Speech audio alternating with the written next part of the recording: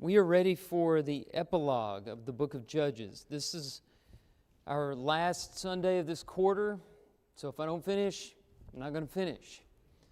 And I think it's better not to finish and get something out of it than to rush through things, but I think there's a way that we can cover these final chapters, Judges 17 through 21, and cover them all while also pausing here or there to make application.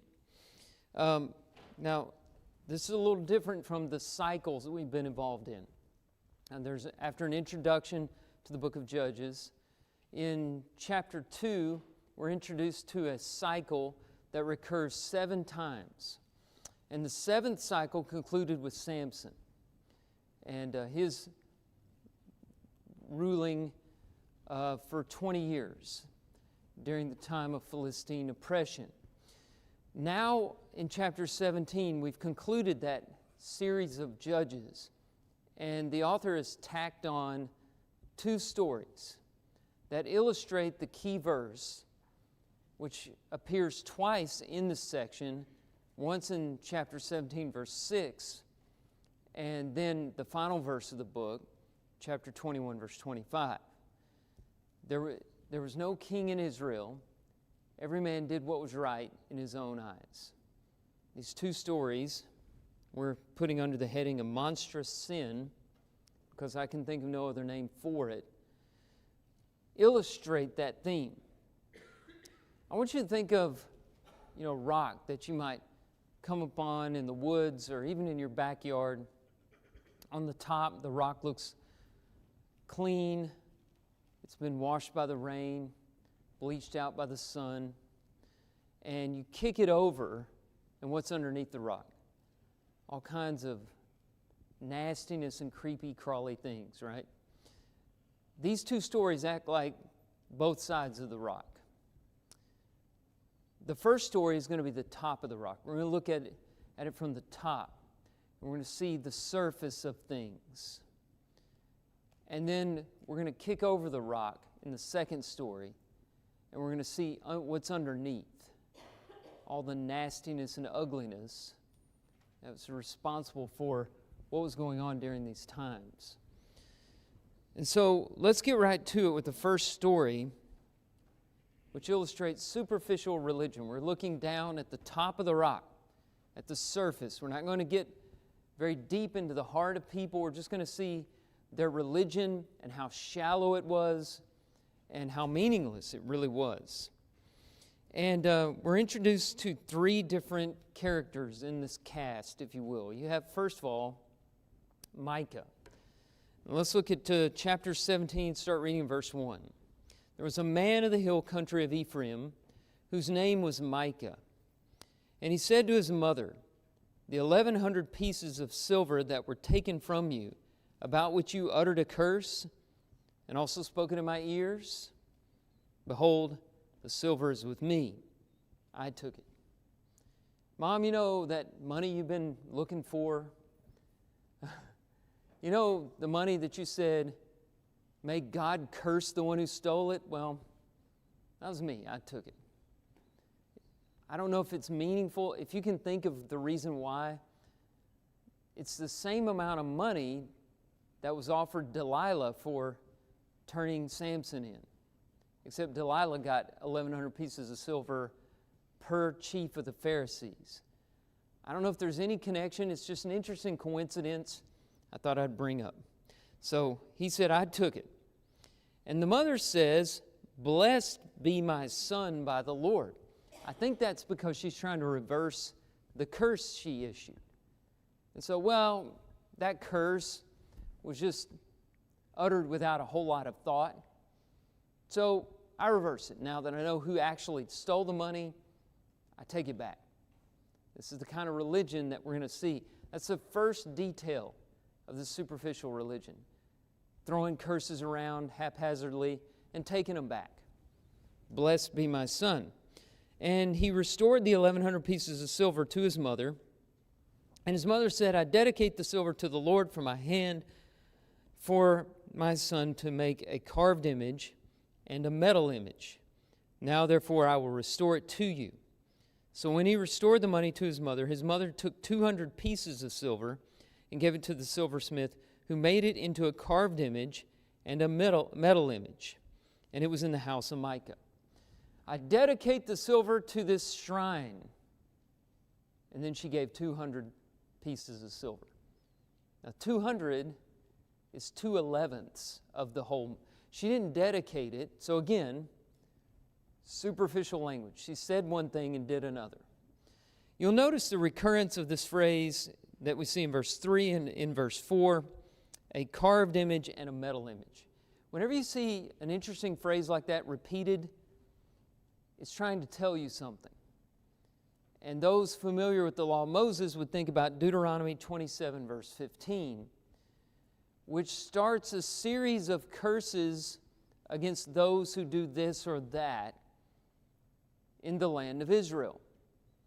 And the first of those curses is upon those who make, word for word, a carved image and a metal image. Exact wording. So the writer is doing this on purpose. He's trying to get you to see that while she issued a superficial curse, really this whole scene is under the divine curse for idolatry and a number of things that will follow. Verse 5. The man Micah had a shrine, and he had an ephod and household gods, and ordained one of his sons who became his priest. In those days there was no king in Israel. Everyone did what was right in his own eyes. On top of the dedication of carved image, metal image, he breaks a number of other laws. He makes a shrine. This is in the hill country of Ephraim, not in Shiloh where the house of the Lord was. An ephod, which is an additional apron or breast piece that the high priest only was to wear, in which were contained the Urim and the Thummim by which people could inquire of the Lord. He made one of those. Gideon did the same thing, you might remember.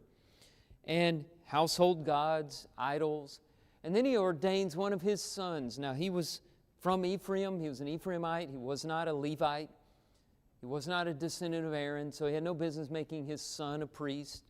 You know enough about the law of Moses to see there's a lot of things that are not right here. Now that's Micah. Now we have a second person introduced in this, and that is a Levite. We later learn that his name is Jonathan. I can't get my slide to advance. Maybe we'll figure that out in a minute. So the Levite, Jonathan is his name, and he is passing through. He's from Bethlehem in Judah, of the family of Judah, and he was a Levite. And he sojourned there in the hill country of Ephraim. Levites had no land inheritance. They were scattered throughout all Israel to represent God. And so he was looking for a place to live. And he departed from Bethlehem in Judah, and he journeyed and he came to the hill country of Ephraim, and he came to Micah. Micah asks where he's from. He says, I'm from Bethlehem. I'm looking for a place. And look at the proposal that Micah gives. Verse 10. Stay with me and be to me a father and a priest, and I will give you 10 pieces of silver a year and a suit of clothes and your living. And the Levite went in, and the Levite was content to dwell with the man, and the young man became to him like one of his sons. And Micah ordained the Levite, and the young man became his priest. It was in the house of Micah. So Micah offers a small stipend, place to live, a job, a purpose, and in return he gets a Levite for his shrine. And the way he's thinking about it is, hey, I've checked another box here. I can retire my son who wasn't, it shows that he knows he wasn't a rightful priest. And he made this Levite his priest, and you'll see his joy in all this in verse 13 when he says, now I know that the Lord will prosper me because I have a Levite as a priest. Forget about the false tabernacle and the false gods. I've got a Levite now, so now I'm really going to get some points with the Lord. This is his idea. enter the tribe of Dan. Chapter 18. Again, we're reminded, verse 1, in those days there was no king in Israel. Now, let's go over to Joshua 19 for a little background. We're going to need this for Dan. Joshua 19. As you're turning over there, I'll put this map on the screen. I don't know how much of this you can see, probably not anything. But you'll see, maybe you can see the maroon or kind of pink area down southwest there, below Ephraim on the Mediterranean Sea. Almost at the bottom there. That's good. But I'll need you to go up in a minute, Patrick. That pink area there, that kind of shaped like a C, was the original land inheritance of Dan. Now, look at Joshua 19, verse 47, which is discussing, in hindsight, the settling of the land of Israel.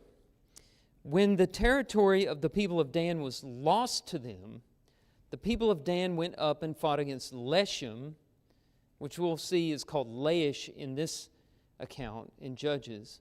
And after capturing it and striking it with the sword, they took possession of it and settled in it, calling Leshem Dan, after the name of Dan, their ancestor. So according to Joshua, this pink-shaped letter C was the original inheritance, but they lost it. How they lost it, the story is not told, but that was a pretty large land inheritance. Not as big as some of the others, but large enough. Had a seaport. Joppa was a very important seaport.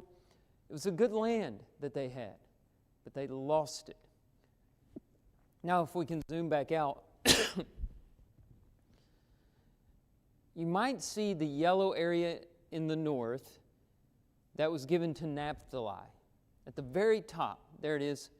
And right above the word Naphtali, you'll see a city called Dan. This is where they eventually wound up.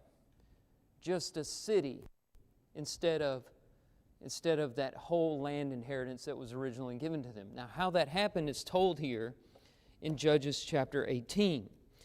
After they lost their original land inheritance, Dan sent spies, I think 5 maybe it was 6, to spy out the land, looking for a new place for this whole tribe to settle because they had nowhere to live.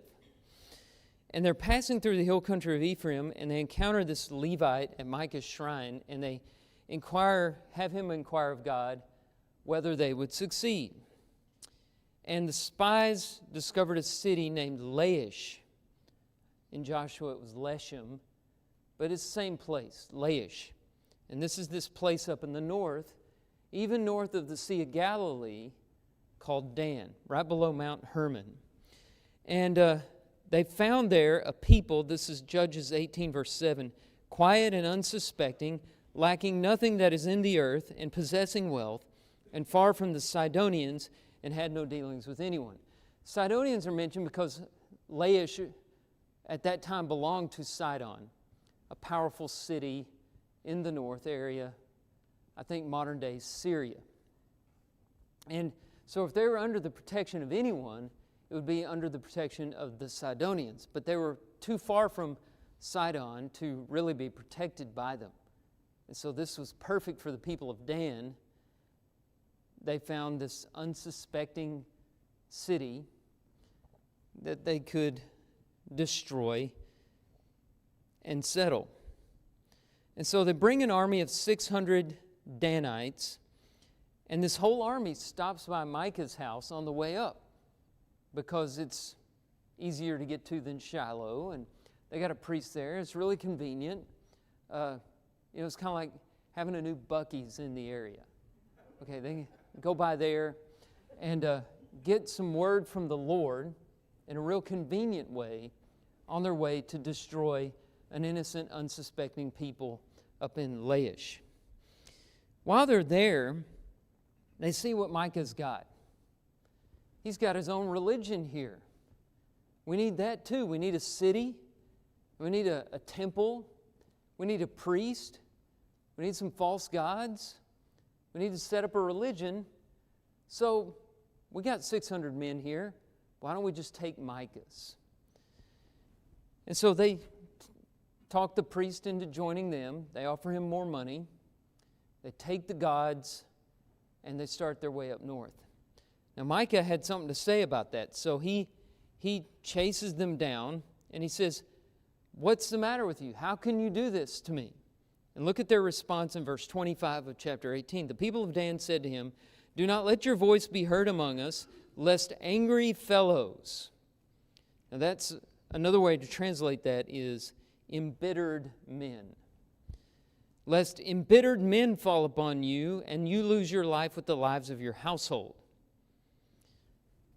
What does a bully do when he gets bullied? He looks for someone smaller than him to pick on. And he makes himself feel better by doing to someone else what was done to him. So Dan ran out of its territory. They come across Micah, just one man, and they steal his stuff. They do to him what had been done to them. That's why I pointed out that angry fellows could be translated embittered men, because that's who they were.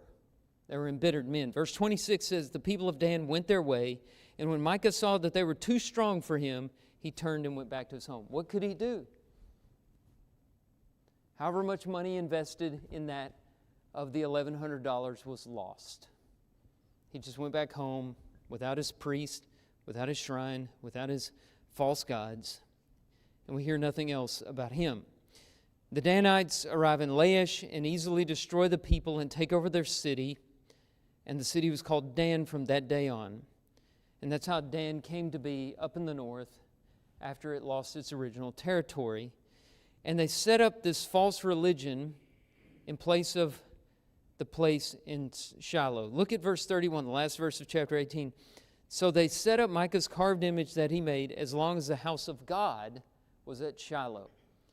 It's the style of the writer of Judges not to give commentary, but he gives you enough details to let you know where God stands on this.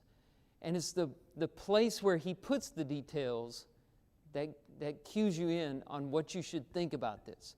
The fact that he says this was going on while the house of God was at Shiloh tells you God did not approve of the shrine. Now, as you get into the histories in Samuel and Kings and Chronicles, you see where this leads. Not only do you learn Dan is up north, and you see Dan talked about as a northern territory from that point forward, but you also learn that idolatry was a problem in that part of the country, and it would eventually flow throughout Israel and destroy Israel first and later Judah. This may have all started with Micah's shrine.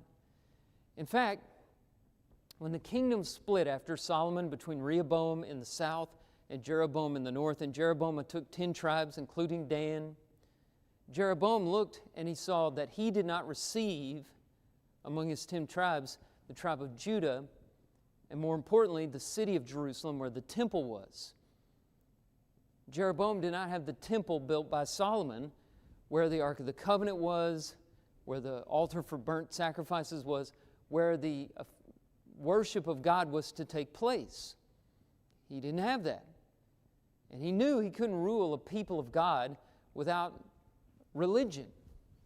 And so he set up the high places.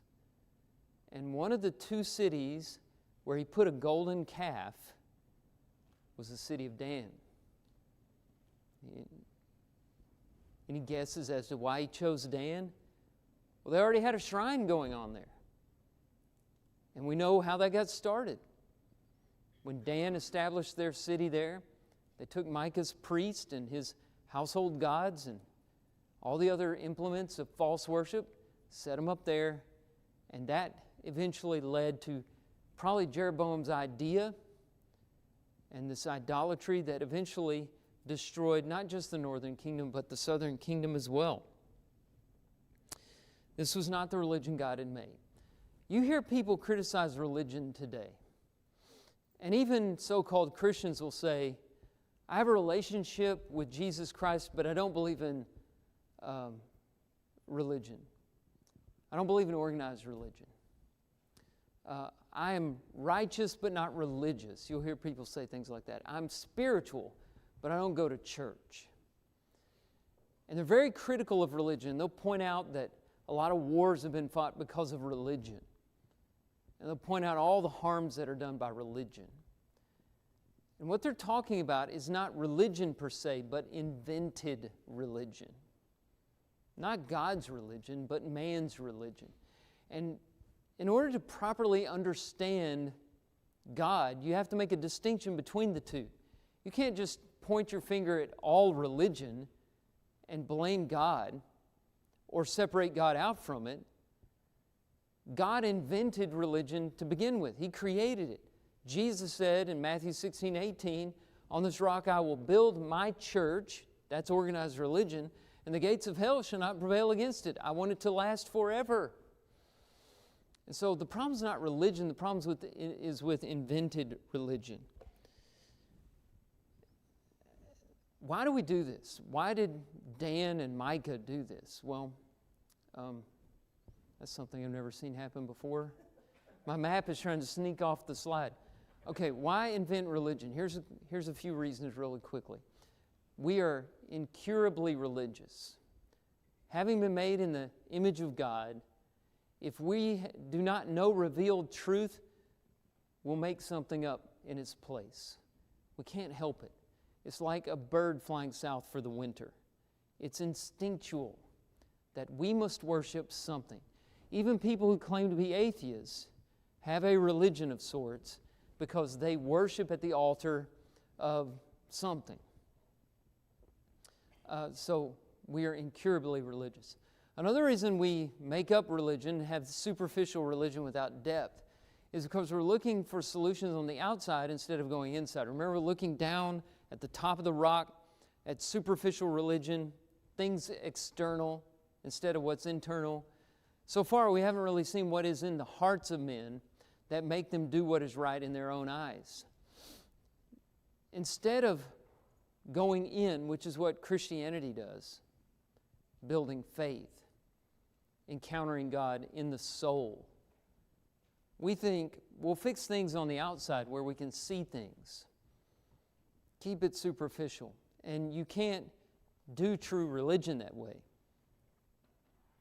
We think if we make worship bigger and showier, it'll fix our lives. If we make religion convenient and easy, we're more likely to worship God. If we gloss over sin and the way to correct it and repent of it, then more people, it'll be more palatable to people and more will join us. All we're doing is building something else. We're not bringing people into Christ. And finally, we co-opt religion for the wrong purpose. Maybe it's politics. We think really government is the solution to all that ails the world. And so we'll make religion political. Or we use it for fame. You know, a lot of people see that folks want to worship and they like attention, so they get into preaching or leading in worship somehow to draw attention to themselves. Or maybe it's intellectual stimulation. You know, the Bible is deep and there's a lot to discuss, and you can learn enough to win arguments, and that's really what you like. It's just an academic enterprise. There are a lot of other reasons for superficial religion. The point of this story is it's no good, and it leads to all kinds of harm and destruction. So we've looked at the top of the rock in the story of Micah's shrine and superficial religion. Let's go now to the underside. Let's kick the rock over and just look at the ugly underbelly and the evil within the hearts of man that made this time frame possible, that characterized the time of the judges. And this is a time of the abandonment of God's rule. And there are three rules in particular that we want to talk about.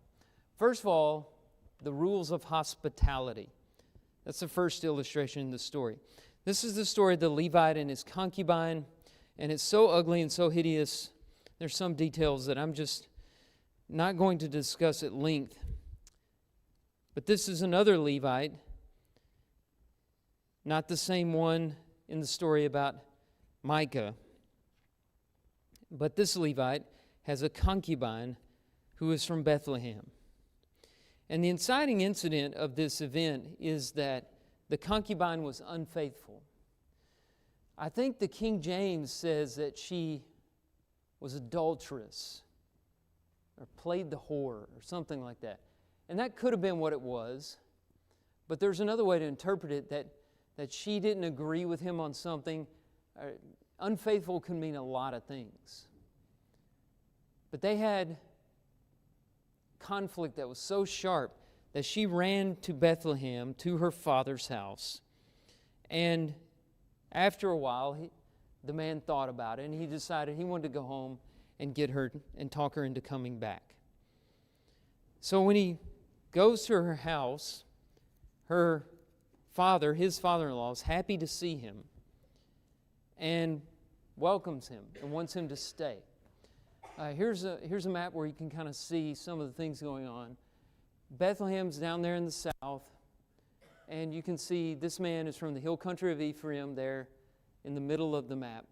So it's a long distance that he had traveled to go down to Bethlehem to get his concubine. And while he's there, the father-in-law begs him to stay, and he stays for 5 days. One of those visits to your in-laws where it's like, well, it's time to go. Well, why don't you just stay another night?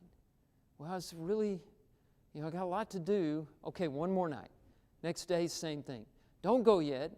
And he's probably more interested in getting his daughter to stay than the son-in-law, but they're now a package, so he keeps begging this Levite to stay. I must go. No, stay. So 5th day, he's begging him all day to stay, and finally it's late in the day, and the Levite says, we have to go.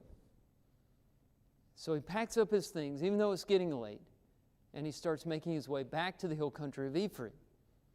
They come to this city called Jebus, Jebus, which will eventually be Jerusalem. But this is before David conquered Jerusalem, early days. And the people there were unfriendly to Israelites, and he decided, even though it's late, I can't stay here, let's go to Gibeah. That's one of our cities. So they go to Gibeah, but when they get to the town square, nobody will show them hospitality. This is a bad sign to begin with. In those times, it was different from today. There were no hotels. If you were traveling, it was just a given that the city that you came to would take you in. They didn't want people on their streets. There really wasn't homelessness because travelers would have a place to stay. But in this city, no hospitality, which was a sin. It was regarded as sinful. It was a bad mark on the city. And they're sitting out in the town square. It's late. They got no food, no water for their animals, nothing. And this old man who's from the hill country of Ephraim, he comes across them. He too is from out of town, and he has a place there. And so he invites them in. So it's important to see that it's not the people of Gibeah that take them in, but another stranger who takes them in. And they washed their feet, and they ate, and they drank. Now what happens next, I'll just have to read this part. We're in chapter 19, verse 22. As they were making their hearts merry, behold, the men of the city, worthless fellows, surrounded the house, beating on the door. And they said to the old man, the master of the house, bring out the man who came into your house, that we may know him. And the man of the master of the house went to them. And he said, no, my brothers, do not act so wickedly. This reminds you of Sodom and Gomorrah, when the angels came to Lot's house and did the same thing. It's behavior that is unthinkable to us. And that's really the point. Remember, this is in Israel. They avoided a city belonging to Canaanites because they wanted to stay in one of their own cities belonging to the people of God. And they want to bring this man out and violate him. So his host is begging them not to do this. And the host's solution is also reminiscent of Lot. Behold, here are my virgin daughter and his concubine. Let me bring them out now. Violate them. Can you imagine saying that about your daughter? Violate them and do with them what seems good to you, but against this man, do not do this outrageous thing. Now, I'm sure they feared for their lives and they knew they would die if somebody wasn't sacrificed. Still, it's unimaginable that he would come up with this as a solution. The men would not listen to him. So the man, this is the Levite, seized his concubine and made her go out to them. And they knew her and abused her all night until the morning. And as the dawn began to break, they let her go. And as morning appeared, the woman came and fell down at the door of the man's house where her master was until it was light. So he wasn't even looking for her. He went to bed and went to sleep. She fell down at his door. He rose up, and when he opened the door of his house, he went out to go on his way, and behold, there was his concubine lying at the door. I guess he'd just given up on her. He was just going to go home. Her hands on the threshold. She'd been trying to get in. And he said, "Get up. Let us be going." It's hard to believe that this is the same man who traveled all the way down to Bethlehem to get her. Spent all that time with her father. Now she's just a used up piece of trash to him. "Get up, let's go." But there was no answer. Then he put her on a donkey, and the man rose up and went on his way home. Now if it stopped there, we say, what a horrible, horrible story. But it gets worse. Because he enters his house, he took a knife, taking hold of his concubine, he divided her, limb by limb, into 12 pieces. And I don't know what kind of postal service they had in those days, but he sent her throughout all the territory of Israel. And all who saw it said, "Such a thing has never happened or been seen from the day that the people of Israel came up out of the land of Egypt until this day. Consider it, take counsel, and speak." He created a dialogue. We can say that for him. The way he did it, I hope that we all have a problem with that. But he got people talking. That brings us to chapter 20. Gibeah had become synonymous with the idea of monstrous sin. In fact, that persisted until the days of the prophet Hosea. Hosea 9:9, "They have deeply corrupted themselves as in the days of Gibeah." Hosea 10, verse 9, "From the days of Gibeah you have sinned, O Israel." So Gibeah, from this point forward, is synonymous with horrible, monstrous sin. So let's go in the second place, after seeing the rules of hospitality broken, let's look at the abandonment of the rules of justice. Here's the reaction. A lot of times when you have something terrible, something extreme happens, the reaction to it is as extreme or more so. So the Israelites gather at Mizpah, all the Israelites except for the tribe of Benjamin. Benjamin is where the city of Gibeah is located. So Mizpah is up here. I mean, I can barely see that, so no, you can't. But up here in the middle, near the hill country of Ephraim, and this is where a lot of times in the book of Judges, you'll see the Israelites muster for war. All the tribes except for the tribe of Benjamin, 400,000 fighting men. Now, to give them credit where credit's due, they start out trying a little diplomacy. Verse 13 tells us that they send messengers to Gibeah and to Benjamin saying, "Turn over the men who did this." And Benjamin refuses to turn them over. These are our people. We're not turning our people over to you. You have to remember, this is before David, when all the tribes of Israel were united. They're a loose confederation of tribes. Unfortunately, we've got 5 minutes. So they decide to go to war. And there's civil war in Israel. Now, the Benjamites felt pretty confident in their forces. Look at verse 15 of chapter 20. The people of Benjamin mustered out of their cities 26,000 men. So 26,000 versus 400,000. Besides the inhabitants of Gibeah, who mustered 700 men. Among all these were 700 chosen men who were left-handed. Everyone could sling a stone at a hair and not miss. So they had these special ops that remind us of Ehud back in the early part of Judges. They were left-handed, and they were really good with a slingshot, which reminds us of David. They could sling a stone at a hair and not miss. So they're better than the average warrior, which may explain why on the first day of battle, 22,000 Israelites died. That's of the coalition. Benjamin killed 22,000. Second day of battle, 18,000. So now 40,000, if my math is correct, have been killed by the Benjamites. And we don't have any numbers on the Benjamites yet.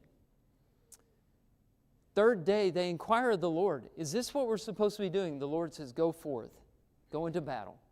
And they strike down 25,100 out of the 26,000 Benjamites.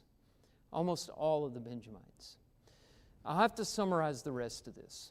But here's what follows. After the dust settles, the remaining Benjamites run from Gibeah to the rock of Rimmon, which is near the Jordan River. You can see that on the map. And the people of Israel have a change of heart. They realize they've almost totally wiped out one of their own tribes. What are we going to do? Evidently, all the women and children have been killed in the slaughter.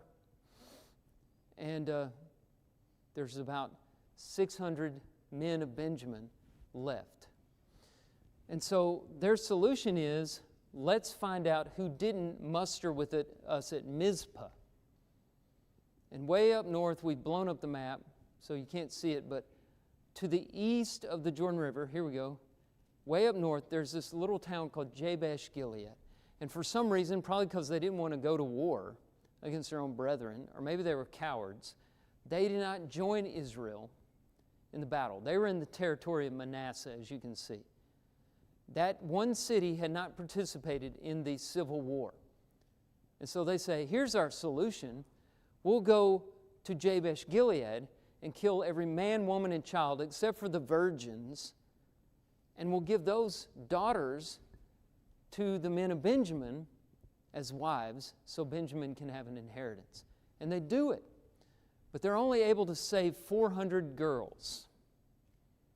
And so they decide to have, for lack of a better term, a kidnapping festival at Shiloh. They have these festivals, these feast days at Shiloh, where the house of the Lord was located. Now they'd made an oath, no man of Israel will give his daughter to the men of Benjamin. And like in Jephthah's day, you make an oath, you don't break it for any reason. Even if it was a bad oath, you keep it. And so they couldn't purposely give their daughters over, but there were these girls who would dance at the festival at Shiloh. And so they instructed the 200 men who still did not have wives to hide at the feast of Shiloh, and when the dancing girls came by, they could go catch them for their wives. And this is how they got wives for Benjamin, through genocide and kidnapping. These were the days where there was no king in Israel, and everyone did what was right in his own eyes. One monstrous sin after another.